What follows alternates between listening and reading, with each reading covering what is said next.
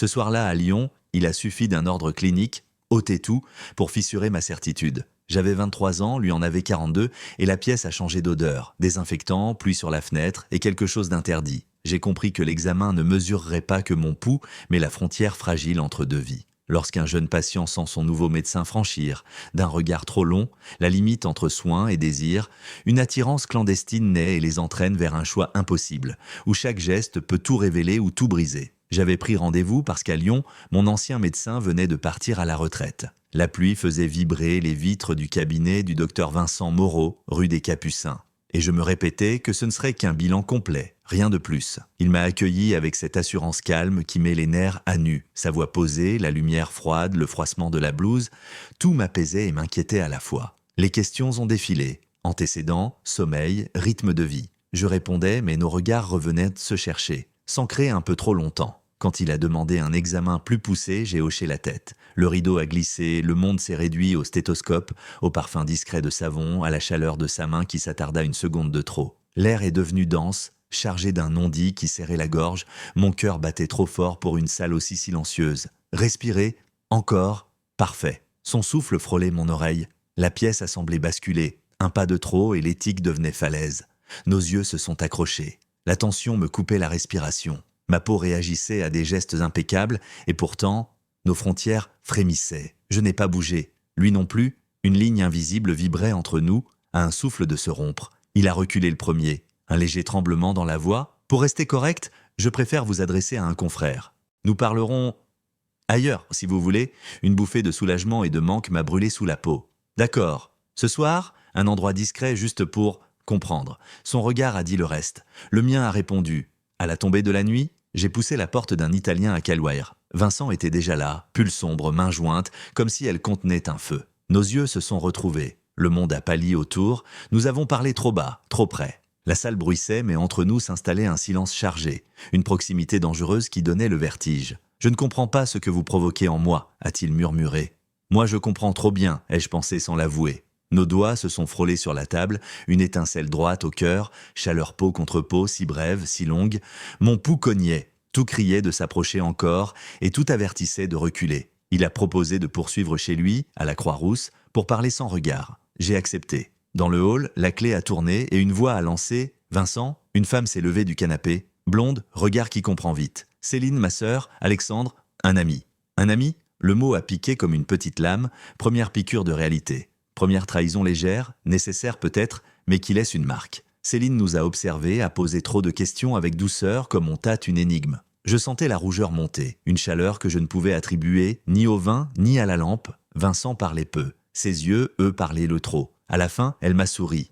Restez dîner, nous avons dîné. Entre deux couverts, ses regards à lui revenaient, sur ma bouche, s'enfuyaient, revenaient. La table devenait un fil tendu, nos pieds évitèrent l'accident comme des funambules. Au café, Céline a planté son regard dans le mien. « Vous êtes célibataire, Alexandre ?»« Oui. »« Et ?»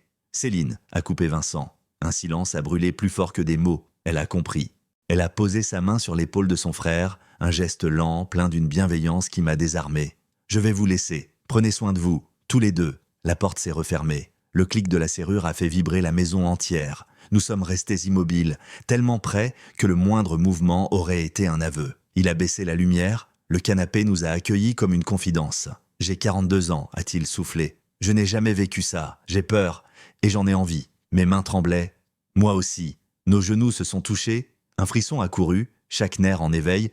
Mon cœur cognait trop fort. Son regard s'est accroché au mien, s'y est attardé, et le monde a cessé de bouger. Nos lèvres presque. Un souffle encore, et la ligne aurait cédé. Le moment s'est figé dans une immobilité dangereuse. Tout en moi appelait plus.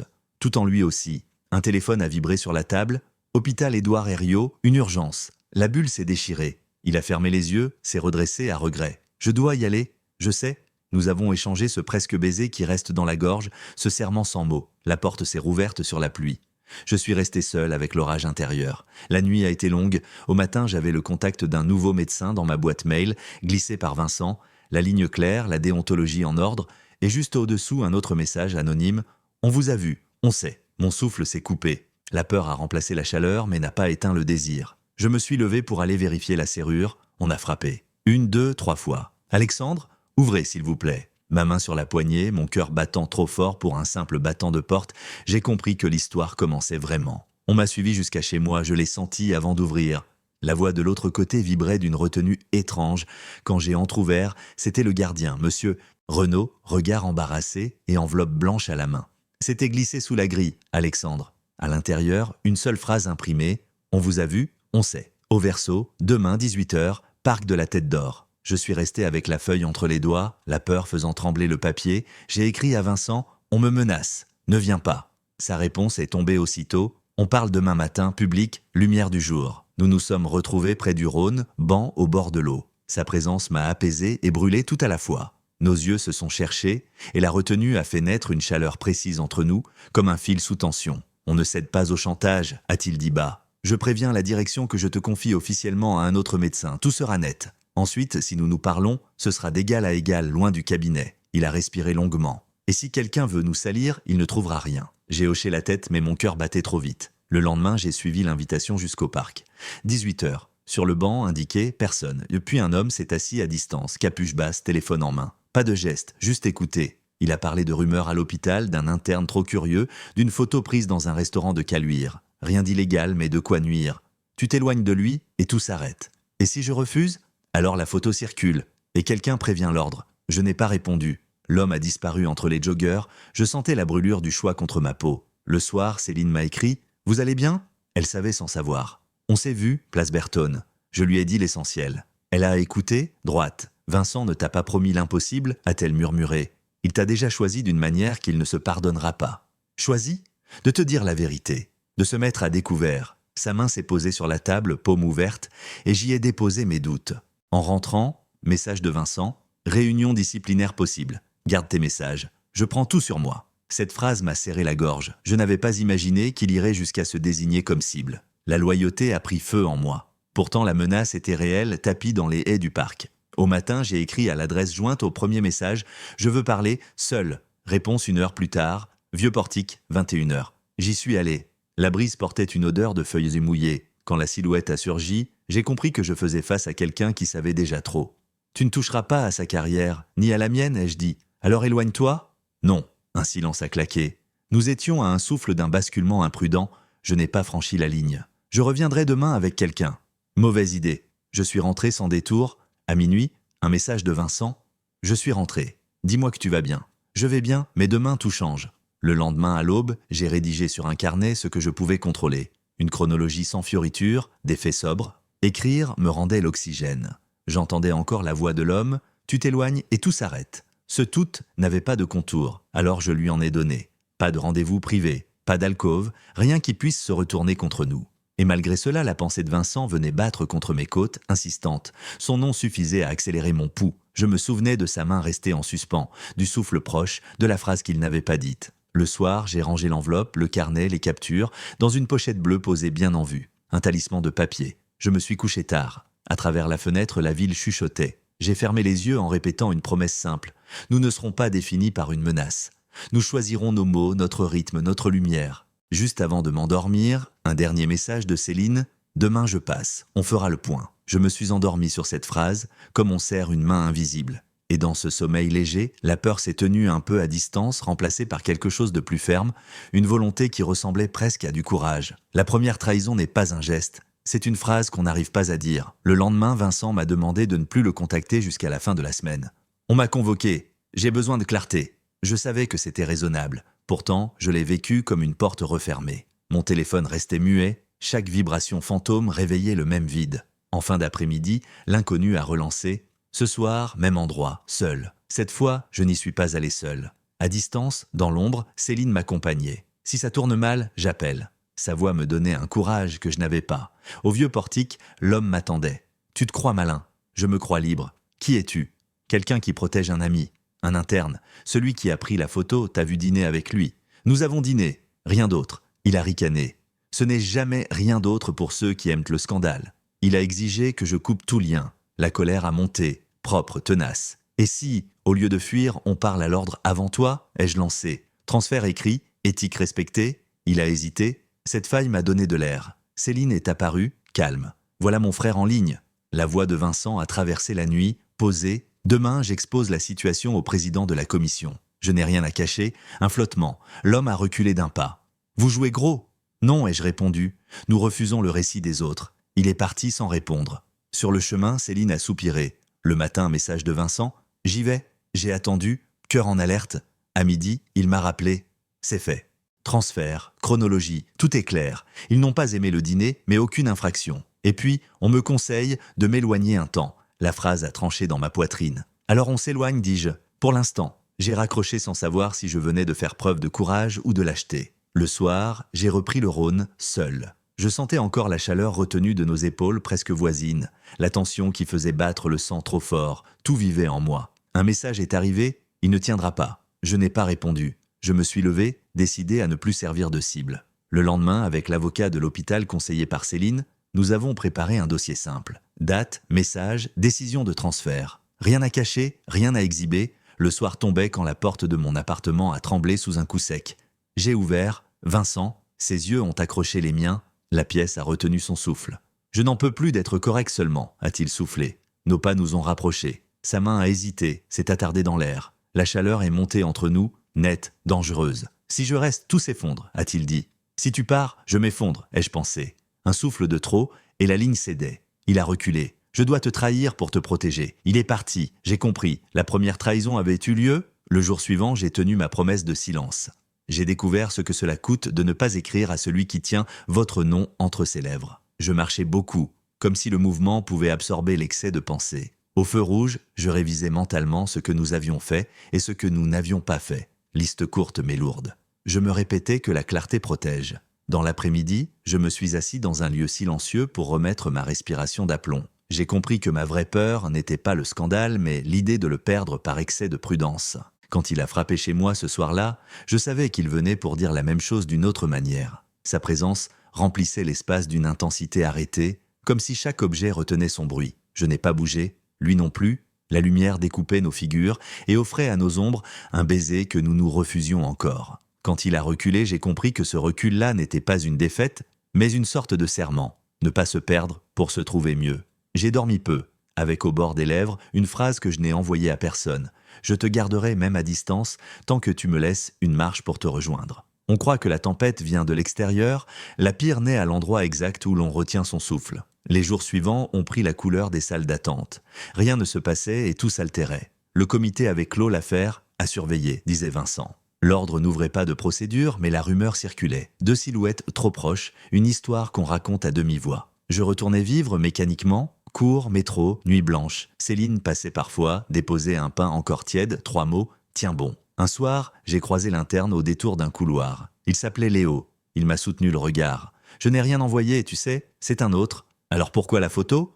Parce qu'on aime se sentir important, parce qu'on a peur de ne pas exister. Il avait l'air sincère. La colère a roulé sous ma peau, plus large que lui, contre tout ce qui nous force à parler à voix basse. Je suis sorti respirer. Lyon exhalait une odeur de pluie sur la pierre. Ce soir-là, message bref, je pars quelques jours. Pas d'explication. J'ai lu et relu la phrase jusqu'à ce que les lettres deviennent des taches. J'ai marché longtemps, jusque là où la ville regarde le fleuve. Renier ce lien me paraissait le seul moyen de regagner une respiration normale. Mais chaque pas me ramenait à l'évidence. Il était déjà en moi, comme une musique qu'on ne peut plus oublier. Quand il est revenu, il a proposé un dimanche à la Tête d'Or, au grand jour. Nous avons marché côte à côte, presque sans nous regarder. Je ne sais pas être à moitié, a-t-il dit. Si je bascule vraiment. Alors ne bascule pas. Je ne sais pas faire autrement quand je suis près de toi. Ces mots ont fait vibrer l'air. Au bord du lac, nos épaules se frôlaient à peine. Chaque millimètre devenait une décision. Je sentais son souffle, tout proche. Nous n'avons rien fait. Et ce rien m'a brûlé. Le lendemain, la rumeur a changé de ton. On parlait d'un signalement. Je n'ai pas su si c'était vrai. L'inconnu du parc n'avait pas reparu, mais son ombre s'était fondue dans la ville. J'ai commencé à éviter certains lieux, certaines heures. La peur apprenait mes trajets par cœur. Une enveloppe m'attendait, notre conversation au restaurant retranscrite mot à mot, phrases sorties de leur contexte. Un ajout, parfois c'est le doute qui suffoque le plus. J'ai appelé Vincent, sa voix est restée solide. On ne se cache plus, a-t-il tranché. On ne provoque rien, on n'exhibe rien, mais on ne s'excuse pas d'exister. Le soir même, nous avons traversé les terreaux côte à côte. Les regards glissaient. À un carrefour, une voiture a ralenti. Sage, les messieurs? Ironie facile. J'ai voulu répondre, Vincent m'a effleuré le bras. La chaleur a grimpé, silencieuse, dangereuse. Nos yeux se sont tenus longtemps. Tout en moi appelait ce pas de plus, et tout en lui aussi. Nous avons tenu, puis il a murmuré « Un jour, on cessera de tenir ». La phrase a laissé sur ma peau une traînée de feu. La tempête battait sous mes côtes, là où je retenais mon souffle. Les semaines ont ensuite pris un rythme étrange. Familières en surface, souterraines dessous. Je croisais parfois Léo, qui détournait les yeux avec une gêne neuve. Je ne le haïssais pas. J'apprenais seulement à ne plus confier à l'ombre le soin d'écrire à ma place. Un matin, j'ai reçu de Vincent 3 lignes qui tenaient tout. J'avance pas à pas. Je ne renie rien. Dis-moi quand tu flanches. Je n'ai pas flanché ce jour-là. J'ai travaillé tard, j'ai bu un café amer, en regardant la pluie tracer des routes verticales, tout était plus lent, mais plus net. Le dimanche suivant, au même parc, un enfant a lâché son ballon, qui a roulé jusqu'à nous. Je l'ai rattrapé. Le gamin a ri, sa mère a remercié. Ce détail anodin m'a touché plus que je ne l'aurais cru. La vie continuait autour de notre prudence, indifférente à nos lignes de crête. Je me suis senti moins seul dans le réel. Le soir, j'ai recopié sur une page quelques phrases à ne pas oublier. Ne pas répondre à la provocation, ne pas s'excuser d'aimer, ne pas renoncer à soi pour éviter une rumeur. Ces phrases sont devenues mon fardeau et ma force. À partir de là, j'ai su tenir sans me durcir. Si quelqu'un ouvre cette porte, tout ce que nous n'avons pas fait deviendra soudain coupable. Le dernier acte a commencé par un mail sec. Entretien complémentaire demain, 9h. Vincent m'a écrit « Ne viens pas ». Je me suis assis près du Rhône, tôt, pour ne pas entendre les heures. La ville s'éveillait, indifférente. Moi, je comptais mes respirations. À 10h12, un message « C'est terminé. Mise en retrait médiatique recommandée. Pas de sanction ». C'était une victoire sans applaudissements. Une délivrance qui laissait un goût de cendre. « On peut se voir ? Ce soir, public. Passerelle du palais de justice. » Il avait l'air épuisé et déterminé. « Je pourrais partir ailleurs, a-t-il dit, ou rester, et ne plus me taire sur qui je suis. Les deux me font peur. Moi aussi. Nous avons décidé ceci. Ne plus nous cacher, mais ne pas aller plus vite que notre souffle. La même nuit, un dossier a glissé sous ma porte. Copie de messages, capture d'écran, bribes de conversation. Sans commentaire, juste une dernière page blanche, invitation au vertige, je l'ai posée entre nous, chez Céline pour ne pas être seul. Nous n'avons pas franchi la ligne, a dit Vincent. Non. Et pourtant, tout en parle. Oui, le silence s'est installé. Sa main a tremblé. La mienne aussi. La chaleur a pris place entre nous, prudente, comme un fil incandescent enfin regardé. Nos yeux se sont attachés, mon cœur cognait trop fort, nous étions à un souffle. Si je t'embrasse, tout change, a-t-il dit. Tout a déjà changé. Le moment s'est rempli d'une intensité presque douloureuse, puis s'est replié. Nous avions choisi la lumière, même si elle aveuglait parfois. Les jours suivants, l'ombre a bougé autour de nous. Des regards, des sous-entendus, des messages anonymes qui s'amenuisaient. Je me suis surpris à vivre, lire dans le métro, rire, dormir enfin. Nous nous voyions au grand jour, assez pour que nos souffles se reconnaissent et se calment. Parfois, l'orage revenait au loin. Nous le laissions passer, même s'il brûlait. Un soir, Léo m'a appelé. « Je crois savoir qui a lancé tout ça », a-t-il dit. « Ce n'est pas moi, c'est quelqu'un que tu as déjà croisé. » Il a donné un prénom. Le monde a reculé d'1 centimètre. Je n'ai pas transmis l'information tout de suite. Écharde sous la peau. Le lendemain, une lettre nous a convoqués pour clarification finale. Nous avons préparé ensemble, rien d'illicite, précautions prises, frontières tenues, avec une rigueur presque cruelle. Dans l'ascenseur, nos épaules se sont frôlées. Étincelle discrète. Quoi qu'il décide, je ne veux plus avoir honte de te regarder, ai-je dit. Moi non plus. La salle était froide, le ton neutre. On a parlé. Longtemps. Aucun verdict. Seulement un rappel aux principes et un souhait de discrétion. À la sortie, la ville nous a engloutis. Au milieu du pont, il s'est arrêté. Le vent portait une odeur d'eau et de pierre. Nos yeux se sont trouvés et tout le reste a cessé d'exister. La chaleur a monté, douce et dangereuse. Nos lèvres presque. Un souffle, rien. Nous avons souri. Nous n'avions plus besoin de preuves. Plus tard, j'ai transmis à Vincent le prénom donné par Léo. « On parlera demain » a-t-il répondu. Au même instant, une carte a glissé sous ma porte. Une image du Rhône au crépuscule. Rien d'autre. Je l'ai posée contre la fenêtre. Je ne sais pas si la porte s'ouvrira sur une tempête ou sur un matin calme. Je sais seulement que désormais, si quelqu'un l'ouvre, nous serons deux à lui répondre.